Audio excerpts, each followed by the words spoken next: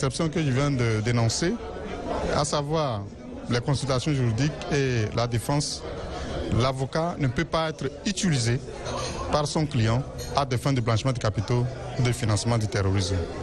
Donc, dans la région de façon globale, au niveau de l'efficacité, il y a beaucoup de défis à relever.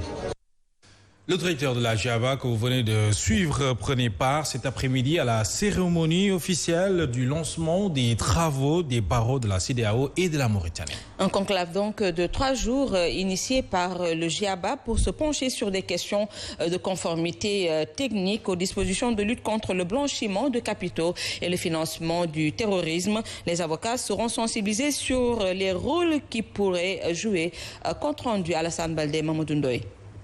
Quel rôle pour les barreaux de la CEDEAO et de la Mauritanie pour juguler la problématique du blanchiment d'argent et du financement du terrorisme? La question réunie à Dakar des avocats experts du GIABA. Il s'agira de discuter sur les questions de conformité technique et dispositifs de lutte.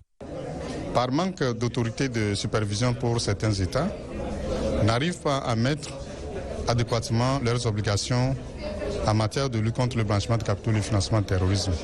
Ce forum vise à permettre aux participants de s'imprégner des obligations qui sont les siennes au regard des 40 recommandations du GAFI.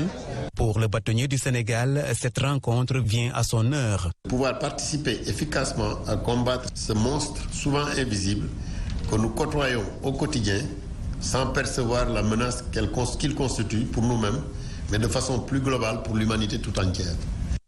Quant au ministre de la Justice, il soutient que de telles pratiques mettent en danger le développement de nos pays. Il arrive effectivement que ces structures peuvent tenter d'utiliser les avocats pour blanchir leur argent. Et vous savez, c'est justement le blanchiment d'argent